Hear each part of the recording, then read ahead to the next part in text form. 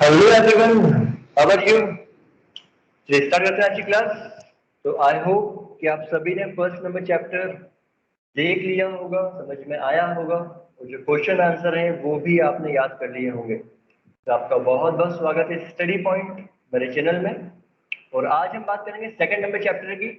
और एक बात मैं सभी को क्लियर कर दूं कि जो फर्स्ट नंबर चैप्टर है उसमें तो केवल एक्सट्रैक्ट के ही क्वेश्चन आंसर आएंगे। बट एक बात आपको बता दूं कि सेकंड नंबर चैप्टर है वो बहुत ही इंपॉर्टेंट है, और उसमें बहुत ज्यादा क्वेश्चन आंसर पूछे जाते हैं आपके एग्जाम में। तो दो ऑप्शन है, या तो हम क्वेश्चन आंसर याद करें, या तो इस चैप्टर को अपनी लैंग्वेज में हिंदी में समझ के हम उसको इंग्लिश में ट्रांसलेट करते हैं। दोनों ऑप्शन हमारे पास अवेलेबल है, जो आपको बेहतर लगे आप वो कर सकते हो। बट एक बात का ध्यान रखना, आप कैसे भी लिखो, जब हम ट्वेल्थ क्लास की बात कर रहे हैं 4 या 5 नंबर में क्वेश्चन आ रहा है, तो इस बात को भी ध्यान रख लेना कि हमें कम से कम 7 to 8 लाइन में उसका आंसर देना है। आप छोटे आंसर लिखोगे काम नहीं चलेगा, क्योंकि इंग्लिश मीडियम में हो तो कम से कम 6 to 7 लाइन में आंसर होना चाहिए। ठीक है? तो जैसा कि मैंने आप सभी को बताया था, मैंने ट्रिक बताई थी कि हम कैसे पढ़ेंगे, क्योंकि हमको वर्क बुक भी कंप्लीट करना है, टेक्स्ट बुक भी करना है, ग्रामर भी करना है, और बहुत कुछ करना है। तो इसीलिए समझना कुल मिला के हमें हिंदी में ही है, हिंदी हमारी मातृभाषा है। तो मैं आपके लिए लेसन लेके आया हूँ पूरा हिंदी में। हिंदी में मैं आपको पूरा समझाऊंगा, जो इसके इंपॉर्टेंट क्वेश्चन आंसर है वो मैं आपको बताऊंगा, समझाऊंगा, और फिर हम आगे बढ़ेंगे और भी जो जो मेन मेन चीजें हैं वो हम कंप्लीट करेंगे। और इसके अलावा आपके पास एक ऑप्शन और रहता है कि आप चाहें तो इस लेसन को पूरा पीडीएफ में भी मुझसे ले सकते हैं। क्वेश्चन आंसर, इसके extract, unseen passage, what ever. मैं आपको लास्ट में मेरा नंबर दूंगा, उस नंबर पे व्हाट्सएप पे आप इसे इजीली मुझसे ले सकते हैं पीडीएफ में भी, तो कोई प्रॉब्लम वाली बात नहीं है। लेकिन सबसे मेन चीज वही है कि हमें सबसे पहले इसको समझना है। तो आइए समझना स्टार्ट करते हैं। और समझने के पहले एक बात और मैं क्लियर कर दूं कि अब मैं आपको वीक में, हफ्ते में मैं आपके लिए एक वीडियो लेके आऊंगा। हम हर हफ्ते एक चैप्टर कंप्लीट करेंगे। फर्स्ट नंबर हो चुका है, सेकंड नंबर आज हो जाएगा, और हर वीक में आपको वन वन चैप्टर करवाते रहूंगा। अब मैं जो अभी यूट्यूब पे वीडियो बना रहा हूँ, एक तो फर्स्ट नंबर में ट्वेल्थ जो हिंदी मीडियम है उनके लिए, ट्वेल्थ इंग्लिश मीडियम और 10th इंग्लिश मीडियम, ये 3 वीडियो बनाऊंगा अभी मैं। तो 3 डेज तो यहाँ चलेगा, सपोज करो मंडे ट्यूजडे वेडनेसडे। अब बचे थर्सडे फ्राइडे सैटरडे, इन दिनों में हम कंप्लीट करेंगे बेटा what, grammar, grammatical portion.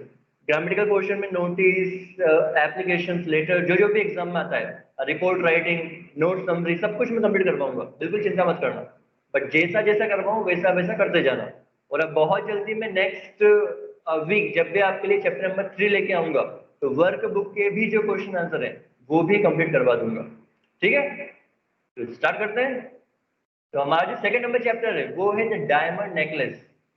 Diamond necklace नाम से पता चल रहा है कि यहाँ एक जो हीरा होता है उसका नेकलेस, आभूषण की बात की गई है। और एक बात मैंने आप सभी को बताया था, कुछ याद करो या मत करो, आपको चैप्टर का नाम और साथ में उसको किसने लिखा है वो नाम याद होना चाहिए। ठीक है? तो आई होप कि आपने फर्स्ट नंबर चैप्टर का नाम भी याद कर लिया होगा, और किसने उसको लिखा है उस राइटर का नाम भी याद कर लिया होगा। चलिए, सेकंड नंबर है द डायमंड नेकलेस। इसको लिखा है GD माओ पेसेंट। माओ पेसेंट ने इसको लिखा है, तो इसका भी आप नाम याद रखिए। अच्छा, एक बात बताऊं आपको, यदि आप चाहते हैं कि क्वेश्चन आंसर में आपको फुल में से फुल नंबर मिले, तो एक कॉमन सी बात है, आप जब भी क्वेश्चन देखो, सपोज करो कि आपने एग्जाम में क्वेश्चन देखा और आपको पता चल रहा है कि हाँ ये तो second number chapter the diamond necklace से लिया गया है, तो बेटा उस क्वेश्चन का आंसर पूरा लिखने के बाद आपको नीचे लास्ट में आपको लिखना है चैप्टर द डायमंड नेकलेस, और नीचे लिख देना राइटर, WRITER राइटर, और राइटर में जिसने इसको लिखा है GD माओ पेसेंट, उनका नाम भी लिख देना। अब सपोज करो जब टीचर वो चेक करेगा, कितना अच्छा लगेगा उन्हें, उन्हें ये लगेगा कि इस बच्चे में कितना माइंड है, इसको ये तक याद है कि किसने ये जो भी इसको किसने लिखा है। तो आपका जो इम्पैक्ट है वो काफी अच्छा पड़ेगा, और आपको काफी अच्छे नंबर मिलेंगे। ठीक है? चलिए स्टार्ट करते हैं। तो मैं इसको आपको पूरा हिंदी में समझा देता हूँ, बस को पढ़ लेते हैं क्या है क्या नहीं है। तो मैथिल्ड रॉयसल एक बहुत सुंदर आकर्षक नवयुवती थी, मतलब एक बहुत ही अच्छी लड़की की बात कर रहे हैं, बहुत ही सुंदर थी। आप तो अपनी लैंग्वेज में कैटरीना कैफ मान लो। ठीक है? तो एक लड़की थी कैटरीना कैफ, बट नाम उसका बदल दिया गया है मैथिल्ड लॉयसल। ठीक है? आगे बढ़ते हैं। वह एक मध्य वर्गीय परिवार में पैदा हुई थी।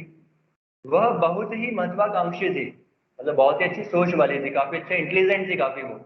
वह सोचती थी कि उसके पास ऐसा कुछ नहीं है जिस पर वह घमंड कर सके। उसके लिए यह संभव नहीं था कि वह किसी अमीर या प्रसिद्ध व्यक्ति से विवाह करे। हो सकता है कि वो मतलब बहुत ही ज्यादा गरीब घर में उसका जन्म हुआ हो। तो वैसे भी आप जानते हो कि आजकल डॉक्टर डॉक्टर से साथ शादी करता है ना। तो पॉसिबल नहीं था उसके लिए कि वो बहुत ज्यादा कोई अमीर घर में शादी करे। इस प्रकार उसका विवाह एक क्लर्क से हो गया। एक क्लर्क होते हैं ना, पहचानता आप क्लर्क है ना, जो ऑफिस वगैरह का काम करते हैं, ऑफिस में मतलब मोपिंग कर देना, पोछा वगैरह लगाना या फाइल इधर से उधर लेके जाना। तो क्लर्क से उसकी शादी हो गई, जो कि मिनिस्ट्री ऑफ पब्लिक इंस्ट्रक्शन में कार्य करता था। तो मिनिस्ट्री ऑफ पब्लिक इंस्ट्रक्शन मतलब ये गवर्नमेंट की एक संस्था है, तो उसमें वो कार्य करता था क्लर्क के पद पर। बहुत महत्वाकांक्षी होने के कारण वह खुश नहीं थी। अब वो एक्सपेक्ट करती थी और ज्यादा कि मुझे तो बहुत कुछ चाहिए। तो प्रॉब्लम ये थी कि वो खुश नहीं थी इस शादी से, क्योंकि वह विलासी जीवन व्यतीत नहीं कर सकती थी। उसको चाहिए था कैसा रिच, कि हाँ घर बैठे नौकर चाकर हो खूब सारे, और एक ऑर्डर सुबह जब उठूं तो कॉफी मिल जाए, चाय मिल जाए, लाइक दैट। तो वो ये चाहती थी। तो बिल्कुल उसको अच्छा नहीं लग रहा था। वह साधारण वस्त्र पहनती थी और मध्यम श्रेणी के कमरे में रहती थी, जिसकी दीवारें बहुत ही पुरानी थी। ठीक है। वह अपने विद्यालय में पढ़ने वाली उन सहपाठियों से ईर्ष्या करती थी जो कि अमीर थी। उनसे मिलने के बाद वह बहुत रोती थी।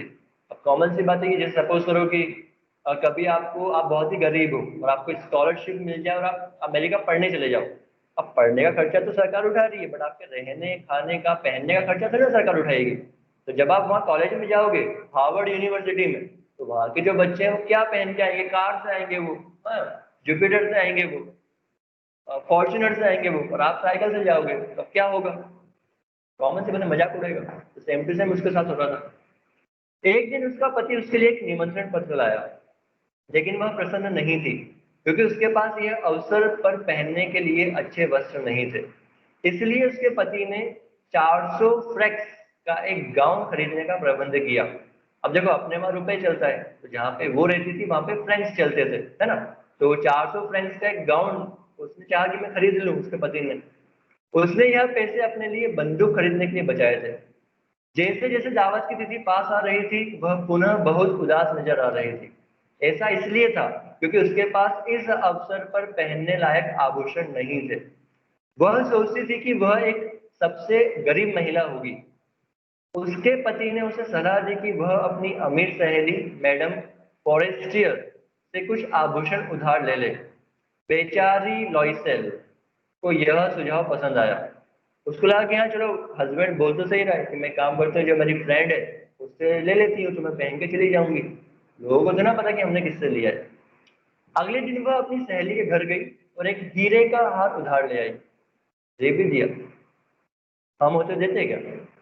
हम तो जो उसके पास है वो भी ले लेते, है ना। लेकिन अच्छी बात है, चलो स्टोरी है तो स्टोरी में एक हीरे का हार दे दिया गया फ्रेंड के द्वारा। जब उसने अपने पति के साथ नृत्य किया तो प्रत्येक व्यक्ति उसी की ओर देख रहा था। वह वहां उपस्थित सभी महिलाओं में सबसे सुंदर महिला थी। सभी व्यक्ति उसकी सुंदरता पर मोहित थे। वे सभी उससे परिचित होना चाहते थे। मंत्रालय के सभी अधिकारियों ने उसके साथ नृत्य करने की इच्छा व्यक्त की। मिनिस्टर तक उस पर ध्यान गया, मतलब मिनिस्टर जी भी काफी अच्छा पसंद कर रहे थे। अच्छी काफी सुंदर थी वो। अब मैंने कहा कैटरीना कैफ तो बात ही खत्म हो जाती है ना। तो वो जब डांस करके आई, काफी अच्छी ड्रेस पहन के आई, जब नेकलेस ले लिया डायमंड का, तो बहुत ही सुंदर लग रही थी। आगे बढ़ना सोने पे सुहागा हो गया। वह प्रसन्नता से मदमस्त हो गई, काफी अच्छा लगा कि हाँ लोग ध्यान दे रहे हैं। वह मस्ती में नृत्य करने लगी। वह अपनी सुंदरता की विजय में सब कुछ भूल गई। वह अपनी सफलता पर काफी उल्लासित हो रही थी। वह सुबह 4 बजे उस बड़े कमरे हॉल से निकली। काफी समय हो गया था डांस करते करते। आप जानते हैं पार्टी तो बहुत लॉन्ग चलती है वेस्टर्न कंट्रीज में, है ना। जो फॉरेनर्स होते हैं काफी इंजॉय करते हैं और रात तक पार्टी करते हैं। तो सुबह की 4 बज गई थी और तब वो अपने हॉल से, घर से, वहां जो पार्टी थी वहां से निकली। उसके पति ने उस पर साधारण शॉल डाल दिया। घर पहुंचने के बाद वह शीशे के सामने खड़ी हो गई। वह स्वयं एक बार पुनः गौरव से देखना चाहती थी, परंतु वह यह देखकर सन्न रह गई कि उसके गले में कहीं हार नहीं था। वह निराशा से मैं चिल्लाई। कई बार ऐसा होता है, हम इतना खो जाते हैं कि सब कुछ भूल जाते हैं। तो सेम टू सेम वो भी सब कुछ भूल गई थी और उसे यही लग रहा था कि मैं जो हूँ वो सबसे बड़ी हूँ, और उसी मस्ती में वो सब कुछ भूल गई और हो सकता है कि उसका हार चोरी हो गया। देखते हैं क्या होता है। मैथिल्ड ने अपने पति को बताया कि उससे वह हीरे का हार खो गया है। उसका पति भयभीत हो गया। उसके पति कोई भी होगा, कॉमन सी बात है, वो प्रॉब्लम तो आएगी सही ना। मतलब ये तो वही हो गया कि खाने को तो कुछ है नहीं और हमको बिल भरना है होटल का, सभी लोगों का, है ना, इम्पॉसिबल चीज़ थी उसके लिए। खर्चा बहुत ज़्यादा बढ़ गया, तो उसको बिल्कुल दिमाग ही खराब हो गया उसका। कोई भी होता तो कॉमन सी बात है, प्रॉब्लम आती है सही। उन लोगों ने हार को हर जगह खोजा लेकिन सब बेकार। मिस्टर लॉयजन रास्ते में हार खोजने के लिए बाहर निकल पड़े। उसके पति बोले चलो मैं ढूंढ के आता हूँ, कभी हो सकता है मिल जाए। वह नृत्य की पोशाक पहने प्रतीक्षा करने लगी। वह सोने जाने के लिए भी साहस नहीं जुटा पा रही थी। यहाँ पे 2 रुपए खो जाते तो हमको प्रॉब्लम होती है, वहाँ हीरो का हार लाखों करोड़ों का। उसका पति लगभग 7 बजे वापस आया किंतु उसे वह हार कहीं नहीं मिला। देखते हैं क्या होता है, कुछ भी हो सकता है। अपने पति की सलाह पर मैथिल्डा ने अपनी सहेली को एक पत्र लिखा कि हार का हुक टूट गया था, इसलिए उसने हार मरम्मत के लिए भेज दिया था।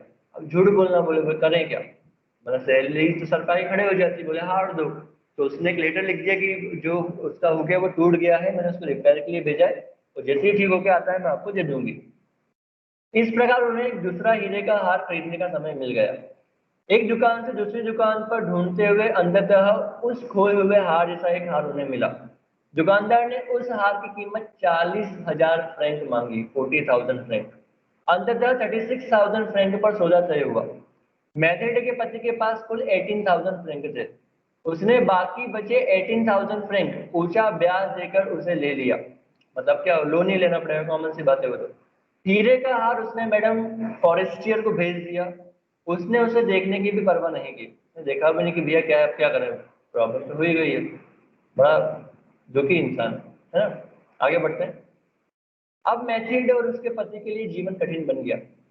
उन्हें 18,000 फ्रैंक का कर्ज चुकाना था।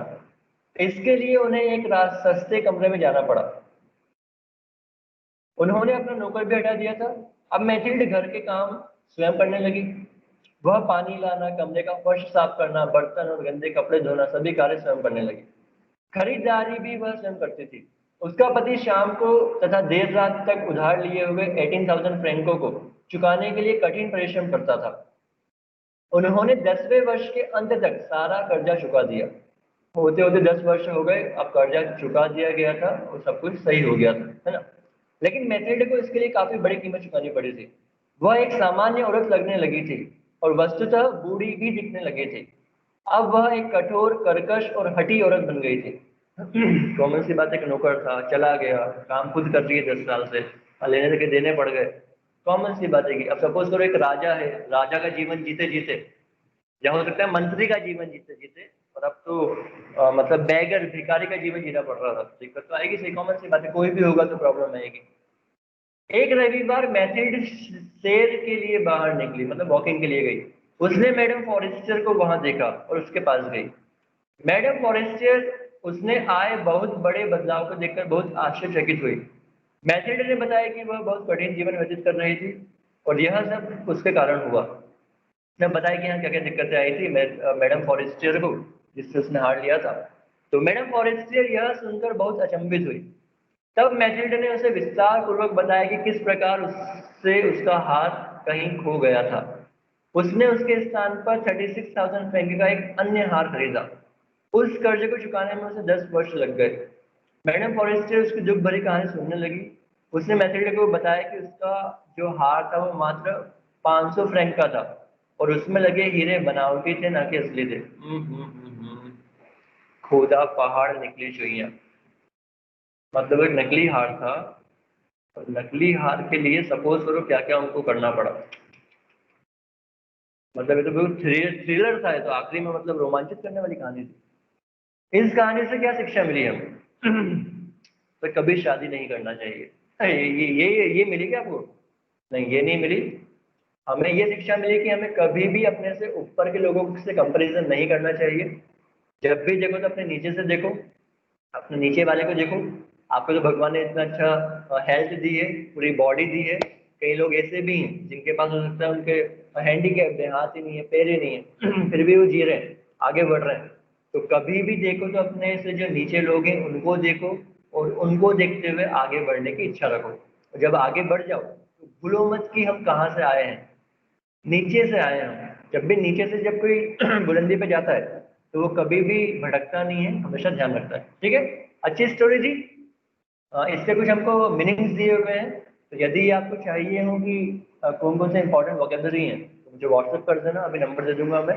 ठीक है, तो ये इसको याद कर लेना, चाहो तो, नहीं करोगे तब भी चलेगा, बट कर लोगे तो अच्छा है। यदि आपको ट्रांजेक्शन आते हैं, अभी मैं 10th पे सीरीज बनाने वाला हूँ आपको ट्रांसलेशन सिखाने वाला हूँ। ठीक है, तो फिर आप क्या करोगे, जो भी क्वेश्चन आएगा उसको पढ़ना, अपने मन से भी लिख सकते हो, रटना नहीं पड़ेगा, है ना।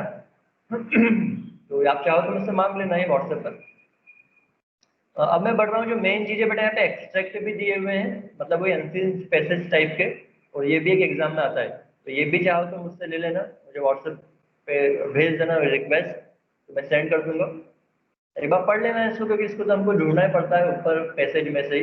एक बार पढ़ लोगे तो अच्छा है, कभी एग्जाम में आ भी जाता है तो दिक्कत नहीं आएगी। ठीक है, तो ये सब तो एक्सट्रैक्ट ही हैं, इसके अलावा जो भी एक्सरसाइज है उसके भी आंसर मेरे पास अवेलेबल है, चाहो तो मुझसे व्हाट्सएप पर ले लेना कि क्या है क्या नहीं है। ठीक है, अब मैं सीधे आगे बढ़ रहा हूँ, जो मेन चीज़ है वो है क्वेश्चन आंसर। तो कौन कौन से क्वेश्चन आंसर इंपॉर्टेंट है, एग्जाम में आ सकते हैं, बता देता हूँ मैं। सबसे पहला जो क्वेश्चन है, फर्स्ट नंबर पर टिक लगा दो, ए का फर्स्ट एग्जाम में आ सकता है, बहुत इंपॉर्टेंट है। क्या क्वेश्चन है, who was Mathilde married to, जो मैथिल्ड थी उसने किससे शादी करी, तो आंसर आएगा Mathilde was married to mister Loisel a clerk, जो लॉइजल क्लर्क थे उनसे शादी करी। ठीक है, इसके अलावा जो एक बहुत ही इंपॉर्टेंट है वो है फिफ्थ नंबर क्वेश्चन, ये भी एग्जाम में आता है और आ भी चुका है और आ भी सकता है। फर्स्ट नंबर फिफ्थ नंबर कौन सा है, how much money did Mathilde ask for from her husband to buy a gown, कितने रुपए के लिए कहा मैथिल्ड ने, जो गाउन का अमाउंट था कितना था, तो इसका आंसर आएगा Mathilde asked for 400 francs from her husband to buy a gown, तो जो 400 फ्रैंक्स हैं उसके लिए कहा। ठीक है, और कौन सा एग्जाम आ सकता है, एक होता है टेंथ, ये टेंथ भी बहुत इंपॉर्टेंट है, एग्जाम में आ सकता है। तो फर्स्ट फिफ्थ और टेंथ, टेंथ क्या है, what was the actual cost of the necklace, necklace की एक्चुअल कॉस्ट क्या, एक्चुअल कॉस्ट क्या थी, तो आंसर आएगा the actual cost of the necklace was only 500 Franks, 500 Franks थे ओनली। अब देखो, सपोज करो ये क्वेश्चन है, ये एग्जाम में आता है, तो क्या करोगे, इसका आंसर लिखना, और ये जो एक नंबर में आएंगे हैं, इससे ज्यादा नंबर में नहीं आएंगे, और उसके नीचे लिख देना कि हाँ ये कौन से लेसन से लिया गया है, लेसन का नाम और साथ में लिखा किसने। यदि इतना कर दोगे तो अच्छे नंबर मिलेंगे, और टीचर की नज़र में आपके लिए क्या रहेगा, थोड़ी अच्छा रहेगा कि वो समझेंगे कि काफी अच्छा पढ़ने वाला बच्चा है। फिर आगे देखो, बी में कौन कौन से आ सकते हैं, बी में सेकंड वाला एग्जाम में आ सकता है, क्या है सुनो, what things did Mathilde recent in her life, कौन कौन सी ऐसी चीजें हैं जो बदलाव आया मैथिल्ड की जीवन में, तो देखते हैं। There were many things that Mathilde resented all her life, but the most important of it was her being born and married in an ordinary family, तो क्या क्या चीजें हैं, तो एक तो ये है कि सबसे मेन चीज की वो एक पुअर फैमिली में उसका जन्म हुआ था, मतलब मिडिल क्लास फैमिली में जन्म हुआ था, कोई लग्जरियस बहुत ज्यादा अमीर नहीं थी, वो अमीर फैमिली में नहीं हुआ था। She had no good and costly dresses, उसके पास कोई ज्यादा कॉस्टली ड्रेसेस नहीं थी, बहुत महंगे ड्रेस नहीं थी। She had poor dwellings, but unluckily she was destiny नहीं, she was destined to live in a raised house with barren walls. But problem ये हुई कि she had poor dwellings. उसके पास बहुत ही गरीबी में उसका गुजारा हुआ था, और उसके पास कोई बहुत ज़्यादा अमीर जैसे जो कपड़े होते हैं या ज्वेलरी होती है वो कुछ भी नहीं था। और आगे जाके तो और बहुत दिक्कत वाली चीज़ें स्टार्ट हो गई, क्योंकि उसको बहुत ही ऐसे घर में रहना पड़ रहा था जिसकी दीवारें बहुत ही खराब थी, बंजर थी ना, like that. She had shabby chairs and अगली कर्टन्स, उसके पास कोई बहुत ज्यादा अमीरी नहीं थी, तो बहुत ही ज्यादा गंदे या भद्दे दिखने वाले कर्टन्स थे, पर्दे थे, चेयर भी बहुत खराब थी, टूटी फूटी। She had no rank and profile in society, society वाले कोई बात नहीं करते थे, पूछते नहीं थे, क्योंकि कोई हम बोल सकते हैं कोई गुडविल ही नहीं थी उनकी, या कोई रेपुटेशन ही नहीं था। Seeing a rich and well of married friends tortured her and made her angry. तो लोग भी उसको पसंद नहीं करते थे, लोग उसको ऐसे ही दिखाते थे कि तुम बहुत गरीब हो, तो वो बिल्कुल बहुत ही टॉर्चर होती थी, उसको अच्छा नहीं लगता था। इसके अलावा बेटा थर्ड नंबर क्वेश्चन बहुत ही इंपॉर्टेंट एक कर लेना। क्या क्वेश्चन है? On receiving the invitation to the ball Mathilde wept why. जब इन्विटेशन मिला तो मैथिल्ड रोने लगी, चिल्लाने लगी, क्यों? So when Mathild's husband, Mr. Loisel, brought the invitation to the ball, she wept instead of being delighted because she had no jewels. कोई इसके पास ज्वेलरी नहीं थी, गाउन से नहीं थे, and nothing of the sort that can match the grand party. जो party में बहुत लोग आने वाले थे, ऐसा कुछ भी नहीं था उसके पास जो लगे कि हाँ बहुत अच्छा है, ठीक है। She resented being married to such an ordinary man as she was a lady with high ambitions.